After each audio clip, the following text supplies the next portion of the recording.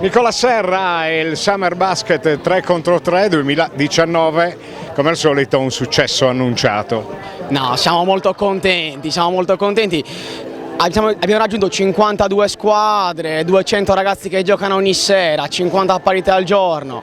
Siamo contenti, un ambiente sano, pulito, dove i ragazzi si divertano. Chi non partecipa viene a vedere gli amici, un bel ambiente giovanile, mini basket, dove tutti vengono qua col sorriso a prendersi un po' di fresco in questo storico campetto per il 3 contro 3, dai.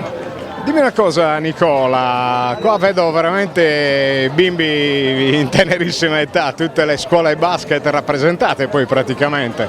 E come si svolge il torneo, fin quanto dura e come possono fruire gli ascoltatori per venire a vedere magari un po' di bel basket, specie verso le semifinali e finali? Allora, noi abbiamo iniziato lunedì e finiremo venerdì. Venerdì sarà il giorno dedicato alla gara a 3 punti e alle finali, alle fasi di eliminazione diretta.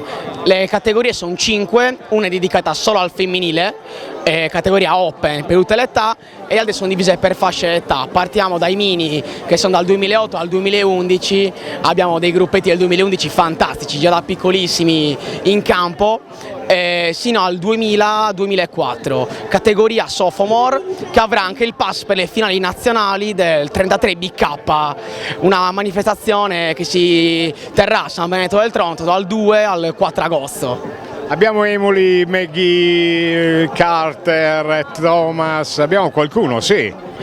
Allora, diciamo che negli ultimi anni qualcosina secondo me sta nascendo a Sassari, abbiamo dei ragazzi interessanti e tutti sono venuti qua. Il livello è buono, siamo contenti anche da questo punto di vista, si può vedere qualche partita anche interessante dal punto di vista tecnico.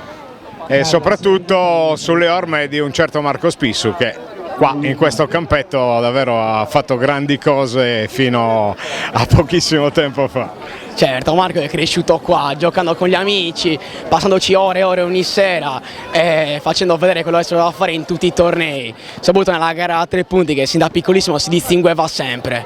E niente, sì, comunque speriamo che qualcuno possa raggiungere questi livelli, per Sassari sarebbe un bellissimo risultato. Summer Basket 3 contro 3, non mancate perché sarà spettacolo. Vi aspettiamo.